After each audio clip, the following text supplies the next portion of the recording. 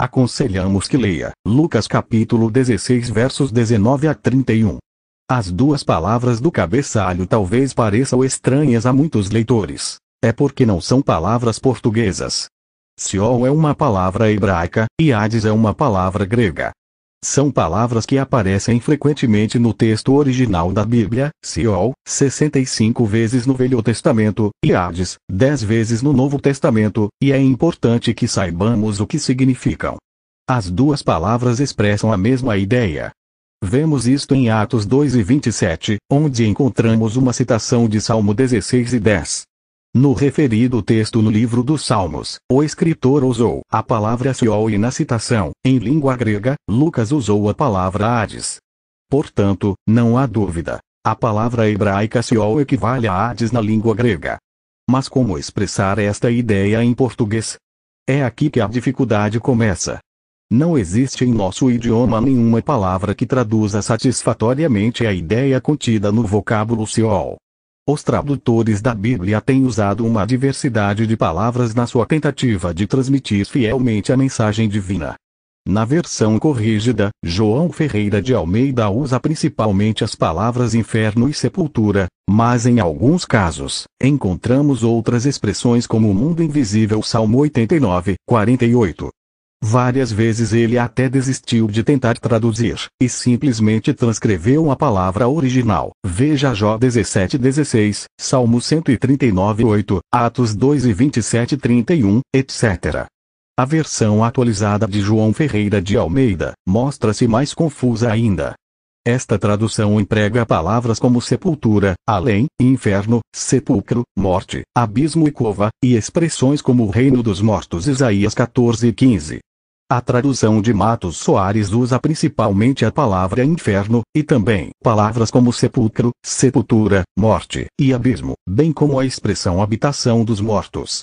Esta confusão aparente dos tradutores deve-se ao fato de não haver na língua portuguesa uma palavra que traduza plenamente a ideia contida nas palavras Seol e Hades.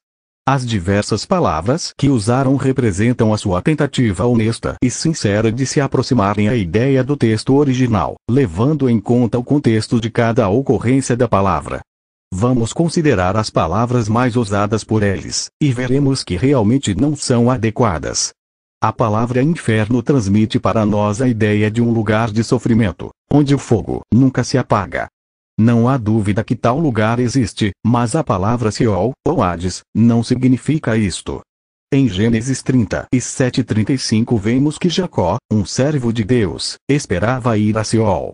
Jó também, que era homem íntegro e reto, temente a Deus e que desviava-se do mal, Jó 1:8, falou do seu desejo de ir ao Seol, Jó 14:13.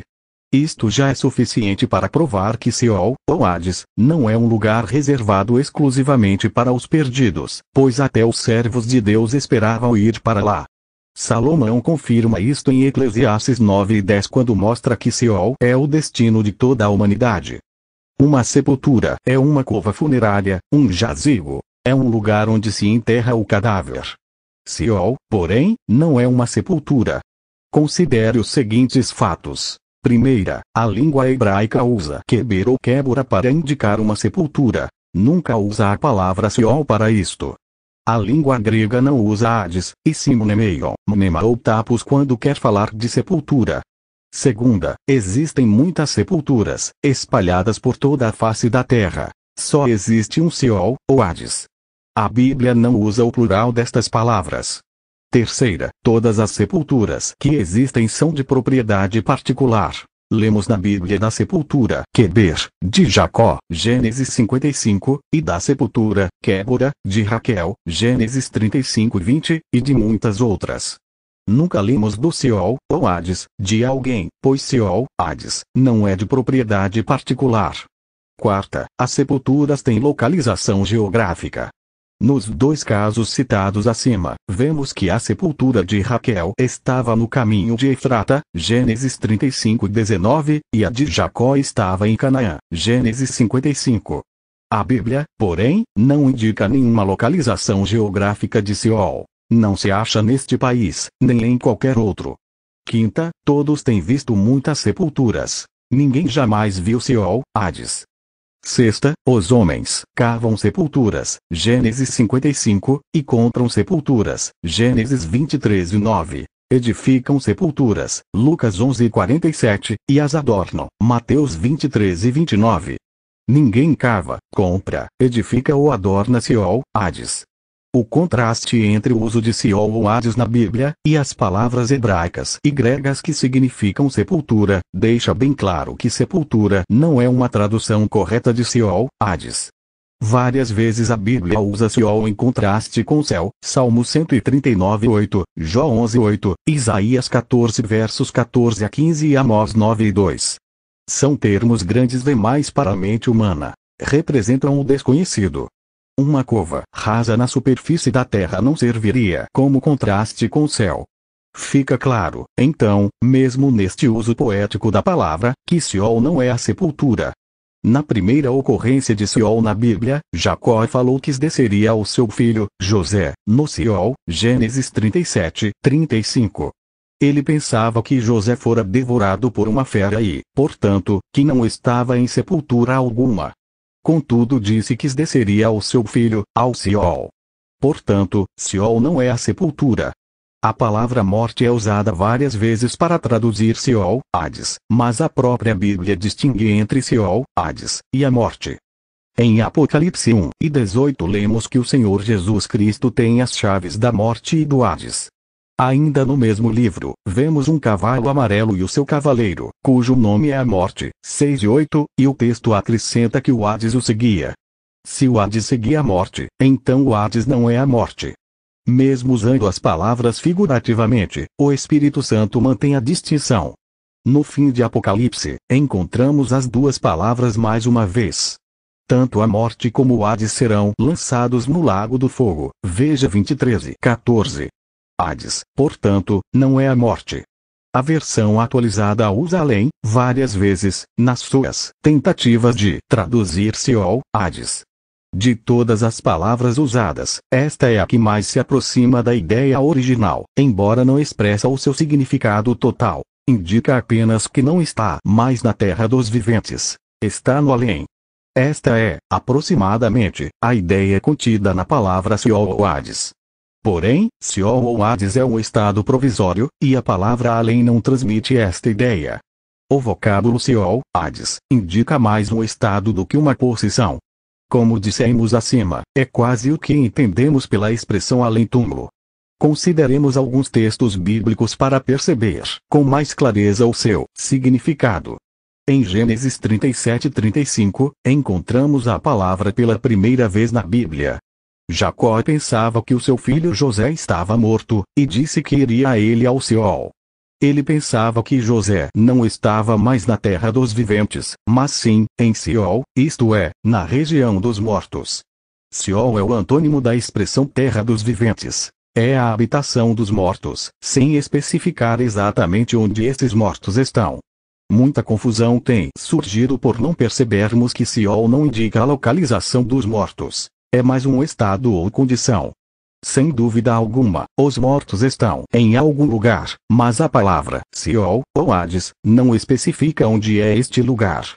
Já notamos que os servos de Deus, Jacó e Jó, esperavam ir para Seol. Os ímpios também são lançados no Seol, Salmo 9:17, porém, os ímpios não estão no mesmo lugar onde Jacó e Jó estão. Seol é a esfera dos mortos, em contraste com a esfera dos viventes. É o além. Precisamos limitar esta definição, pois a permanência da alma e do espírito no Seol é limitada. Em 1 Samuel 2:6 lemos que o Senhor faz descer a Seol, e faz tornar a subir dele. Jó também falou do limite à sua permanência no Seol, dizendo: Oxalá me escondesse no Seol, e me ocultaste até que a tua ira se desviasse. Jó 14:13. Davi também falou neste sentido em palavras que se referem profeticamente ao Senhor Jesus Cristo: Não deixarás a minha alma no Seol. Salmo 16:10. Confirmando isto, o Novo Testamento fala daquele dia quando Hades entregará os mortos que nele há, e será lançado no lago de fogo. Apocalipse 20 versos 13 e 14. Seol, Hades, portanto, é a habitação da alma e do espírito entre a morte e a ressurreição. Na morte, o corpo vai para o pó, porém a alma e o espírito vão para Seol, Hades. O que veio do pó da terra, volta ao pó da terra. O que veio de Deus, volta a Deus. Eclesiastes 12:7, Lucas 16 versos 22 e 23. Enquanto o corpo se desfaz no sepulcro, a alma e o espírito estão no Seol.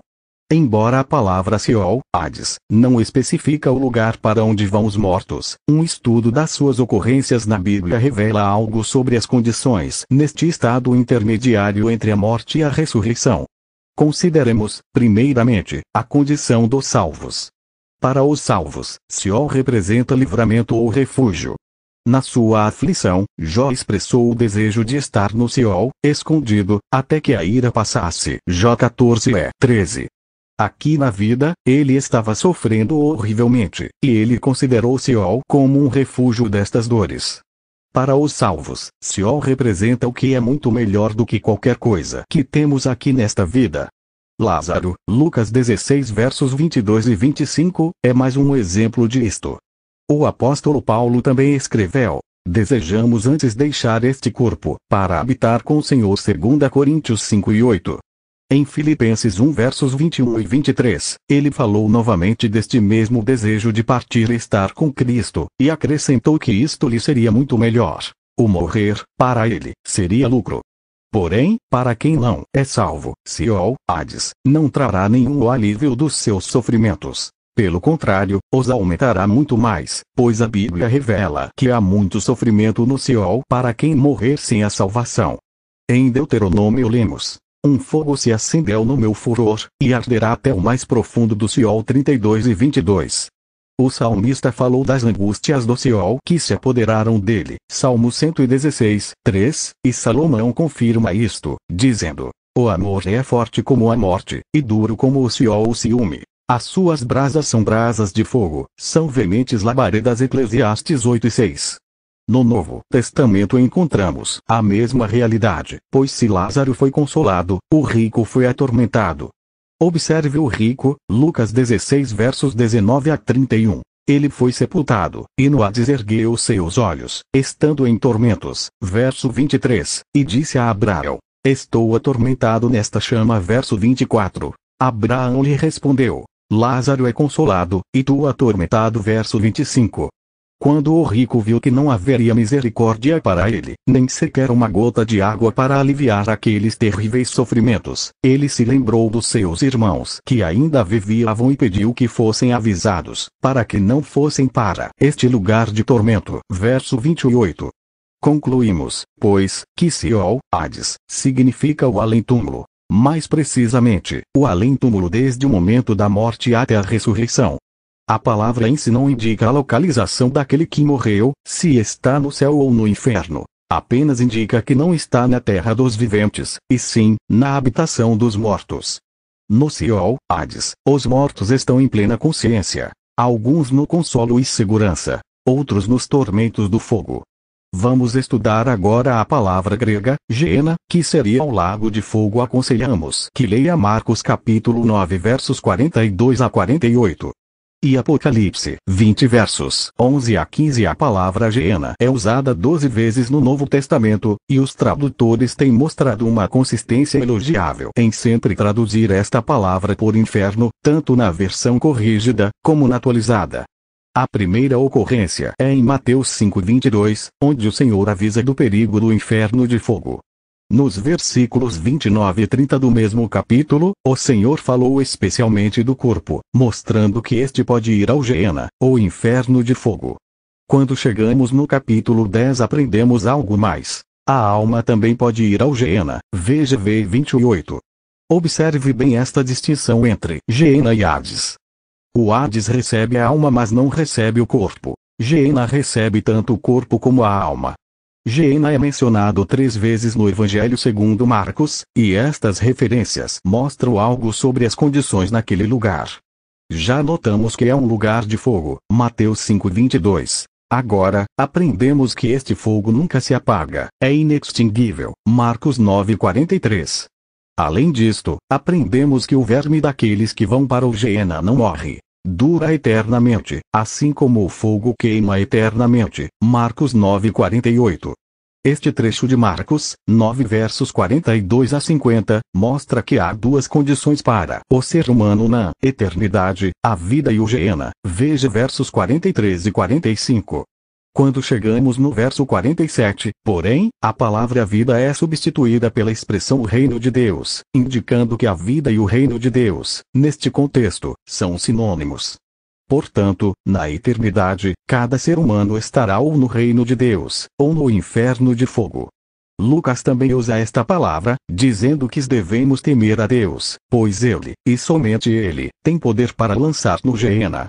Os homens podem matar o corpo, mas não podem lançá-lo no Geena.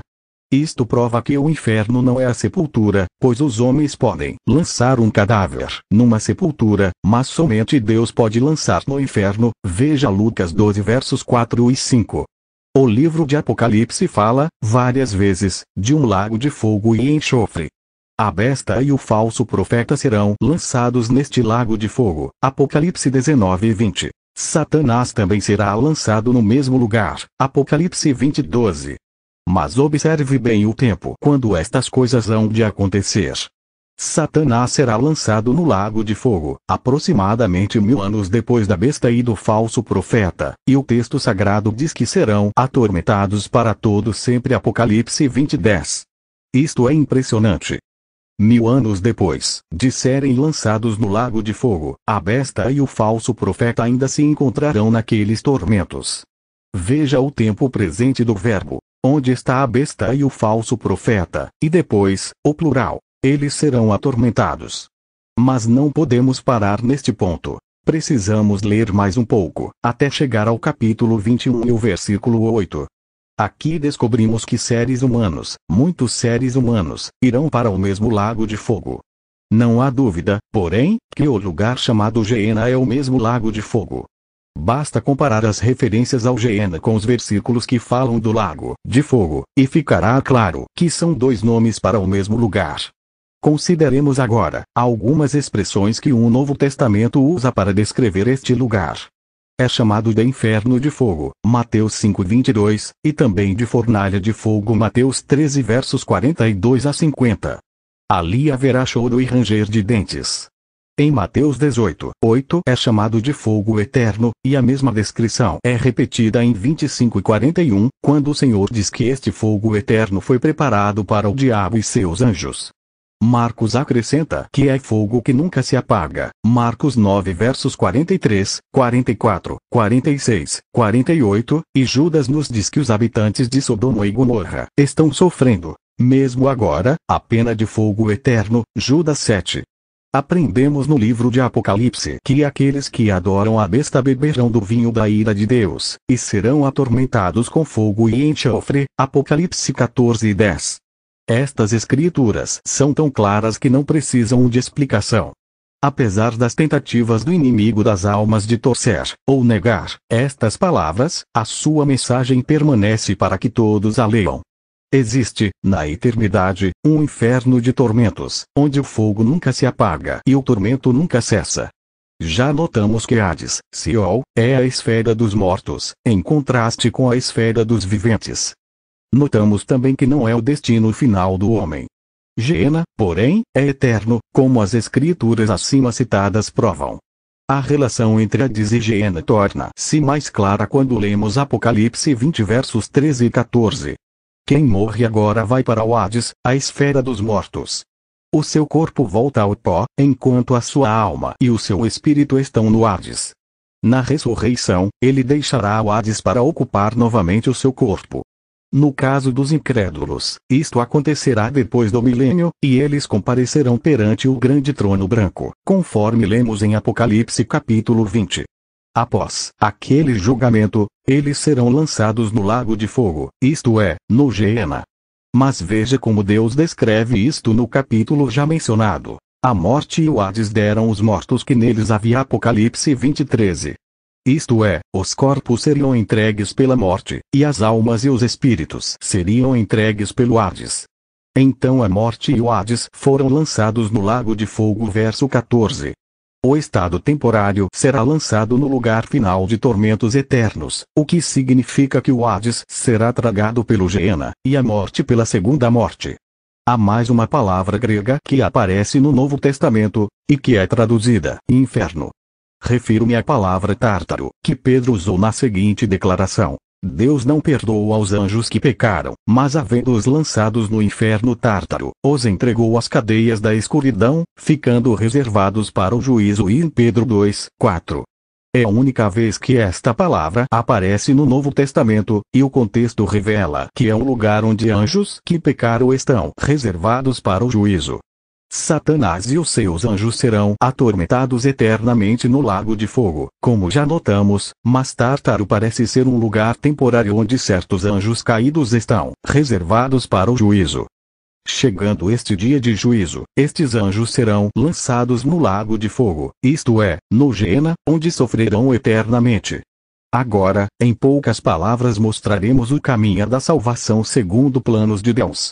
Porque Deus amou o mundo de tal maneira que deu seu Filho unigênito, para que todo aquele que nele crê não pereça, mas tenha a vida eterna. João 13,16. Mas ele, Jesus Cristo, ferido pelas nossas transgressões, e moído pelas nossas iniquidades, o castigo que nos traz a paz estava sobre ele, e pelas suas pisaduras fomos sarados. Isaías 53,5. Caro amigo, este artigo foi especialmente escrito para ti. Descuidado ou interessado, indiferente ou ansioso quanto às tuas relações com Deus e a eternidade, encontrarás nas suas páginas palavras de instrução. Rogo-te que ouça com maior cuidado. O caminho do homem e o caminho de Deus, para a salvação, são aqui comparados e confrontados. As desculpas e objeções populares são examinadas e respondidas, e as dificuldades dos que investigam são explicadas. A queda do homem e consequente ruína, a redenção pelo sangue, a regeneração pelo Espírito Santo e a aceitação pela fé, são aqui analisadas. Até agora pode ser que tenhas pensado que para Deus é coisa de pouca importância que seja salvo ou perdido. Ouça e verás que, a despeito dos teus pecados, Deus ama a tua alma preciosa e quer dar-te o perdão e paz, gozo e prazeres sem fim. Fazendo enorme gasto, um homem de distinção, no Oriente, preparou uma suntuosa festa e convidou a muitos. Chegada a hora da comparência dos convidados, todos se retraíram, apresentando desculpas. Evidentemente não quiseram vir, faltando-lhe a coragem para dizer não queremos, disseram não podemos. Mas qualquer que tenha sido a razão de não quererem falar com franqueza e não comparecerem à festa, as suas desculpas foram simplesmente estúpidas. Lucas 14. O primeiro disse: comprei um campo e importa ir vê-lo. Rogo-te que me diz por escusado. Que pressa havia? Não podia ele ir em outra ocasião. O segundo não deu melhor desculpa. Comprei 5 juntas de bois e vou experimentá-los. Rogo-te que me diz por escusado. Que mal fazia dar aos bois uma noite de descanso? Além disso, valessem ou não o dinheiro dado, já estavam comprados. Mas a desculpa do terceiro foi a pior de todas. Casei, e portanto não posso ir. Por que não levar a esposa com ele? A aplicação espiritual desta história deve ser evidente a todos. Deus, a um custo infinito, preparou uma festa para nós, pecadores perdidos, e ordenou aos seus servos que fossem por todo o mundo e proclamassem as boas novas a toda a criatura. Nunca fiz nenhum mal na minha vida. Esta é uma desculpa muitas vezes dada. Será a tua desculpa? Pensas realmente que nunca fizeste mal? Nunca alimentaste um pensamento impuro, malévolo ou perverso? Nunca pronunciaste uma palavra precipitada ou uma mentira, nem procuraste enganar alguém? Tens amado a Deus de todo o teu coração, de toda a tua alma, de toda a tua força e entendimento. Tens amado ao próximo como a ti mesmo? Oh, não! Tu respondes: ninguém jamais fez isso. Deixemos os outros por agora. Admites que tens pecado. Se alguém fosse culpado de transgredir as leis do Pai, quem iria pensar que não tivesse feito nenhum mal? Nada adianta dissimular o fato de que não tens sido o que devias ser. Não tens feito o que devias fazer, em outras palavras. És um pecador, e a palavra de Deus declara que a alma que pecar essa morrerá. Ezequiel 18:4, e o salário do pecado é a morte. Romanos 6:23. Toma, pois, o teu lugar como um pecador perdido à vista de Deus, e dá de mão às tentativas para desculpar ou encobrir os teus pecados. Não poderás encobri-los de Deus. Vou corrigir-me em viver vida nova. Fazes bem em dizer que vais corrigir-te e viver vida nova, mas quero perguntar-te: que vais fazer das negras culpas passadas? Uma reforma na vida não removerá tais culpas.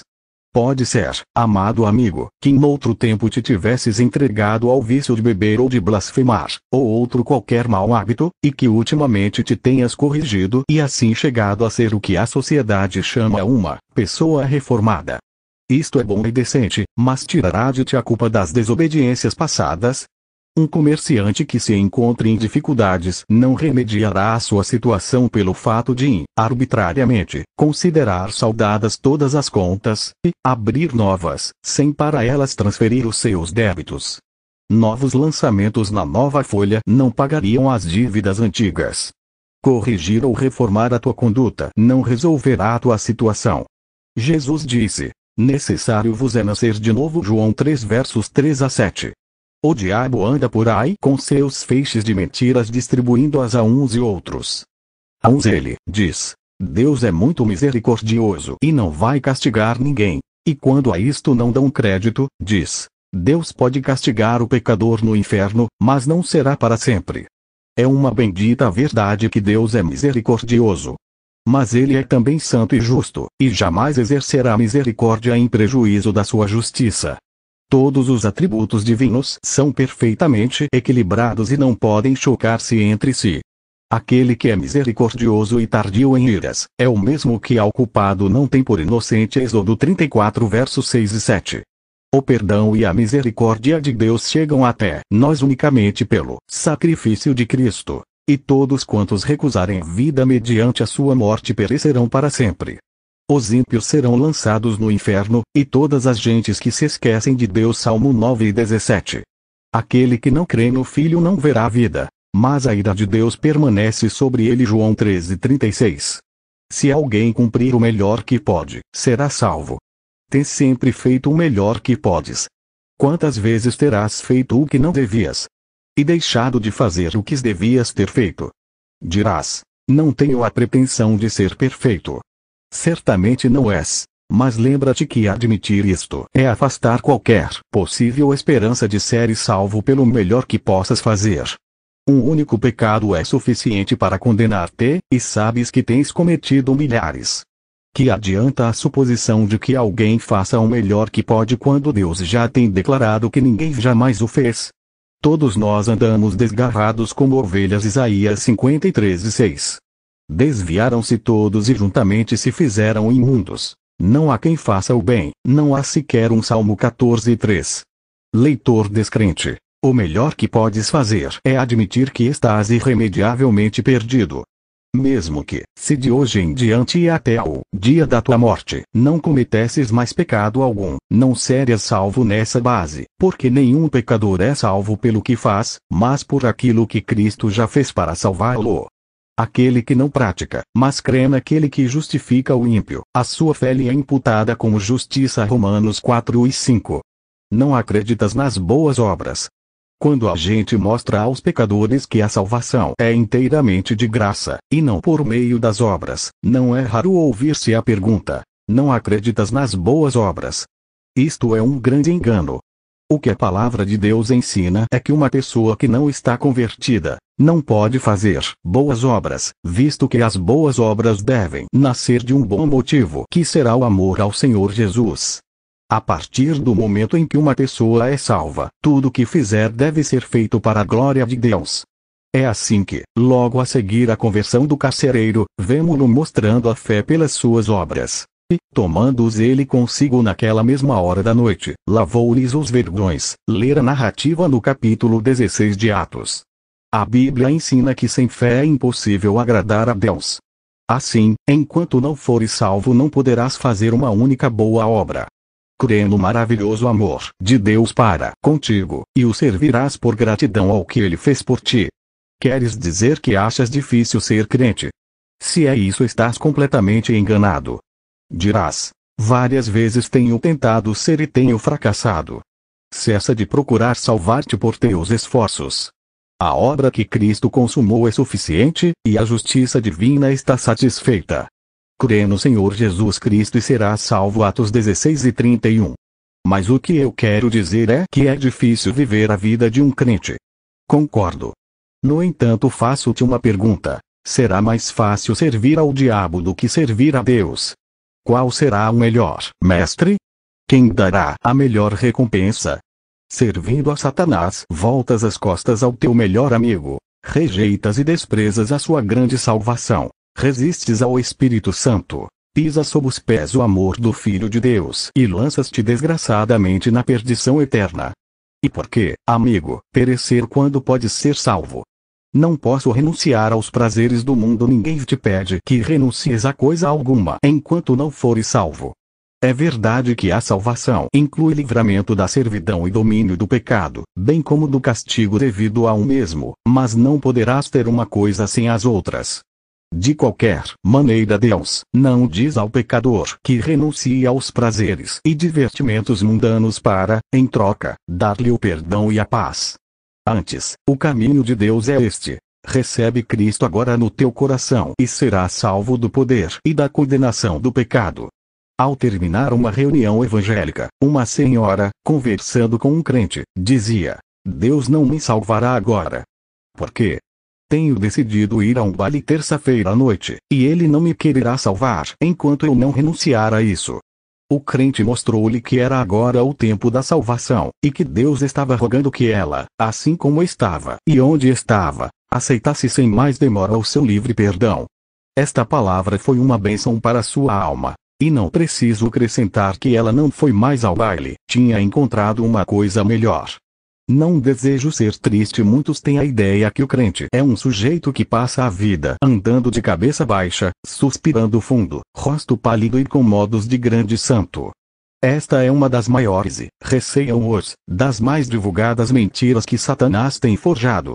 Felicidade real e perene é a porção de todo crente. Triste. Que pode haver no Evangelho para fazer alguém triste? Será que ter a certeza do perdão de Deus faz a gente triste? Pode viver triste uma pessoa que tem a certeza de ir passar a eternidade com Cristo, na glória? Pode sentir-se triste o condenado à morte que foi perdoado pelo seu rei? Só o crente é libertado da escravidão do pecado, e somente ele tem o direito de ser feliz. Bem podia o salmista exclamar: feliz é o povo cujo Deus é o Senhor. Salmo 144:15. Na tua presença há abundância de alegria. Salmo 16:11. Há tantos hipócritas. Será esta a desculpa para não aceitares o convite da festa do Evangelho? É uma desculpa infeliz. Conheces pessoas que dizem que são crentes, mas as suas vidas provam que são hipócritas. Conquanto sejam membros de uma ou outra igreja, fazem coisas que muitos descrentes não se baixam a fazer, e te inclinas a dizer de todos, sem exceção, que hipócritas. Mas isto seria um raciocínio injusto. Hipócritas são aqueles que professam ser o que sabem que não são, esses mesmos a quem te referes, que dizem que são crentes e não são nada. Por causa disto devemos concluir que todos os que professam são hipócritas? Isto seria tão nécio como afirmar que todos os caixeiros são ladrões só porque alguns têm sido condenados por furto. O fato de que alguns fingem ser crentes prova que a realidade deve ser boa, pois ninguém falsifica o que não tem valor. Admitamos, todavia, que alguns crentes verdadeiros sejam inconsistentes no seu proceder. Servirá isto de justificação para que tu mesmo não sejas um crente? Não importa o que alguém crê contanto que seja sincero. Isto é o que afirmam os inúmeros adeptos da escola da falsa caridade, mas vejamos se tal coisa pode ser levada a sério. Um homem que está a sentir-se mal vai ao armário e retira, por engano, um frasco contendo veneno. Bebe um pouco do seu conteúdo e morre em grande agonia poucas horas depois. Porventura salvou-lhe a vida a sua sinceridade em pensar que aquilo era remédio? O maquinista do trem de passageiros sinceramente acreditou que a linha estava desimpedida, mas enganou-se. O resultado foi uma medonha colisão, a perda de muitas vidas preciosas e um grande número de pessoas fendas. A salvação ou perdição de um pecador depende daquilo em que ele crê. Se crê na mentira de Satanás, perecerá eternamente. Mas se crê na verdade de Deus, será eternamente salvo. Há caminho que ao homem parece direito, mas o seu fim são os caminhos da morte. Provérbios 14:12. Crer sinceramente num tal caminho levará à eterna destruição. Tantas opiniões diferentes, não sei, realmente, o que fazer. Há tantas opiniões que chego a ficar confundido sem saber em que devo crer. Se este é o teu pensamento, preciso fazer-te sentir profundamente a importância de seres guiado unicamente pela infalível palavra de Deus. Sempre seja Deus verdadeiro, e todo o homem mentiroso. Romanos 13:4. Portanto, lhe aconselho que dê valor e creia no que Deus afirma em sua bendita palavra a respeito de seu amado Filho, Jesus.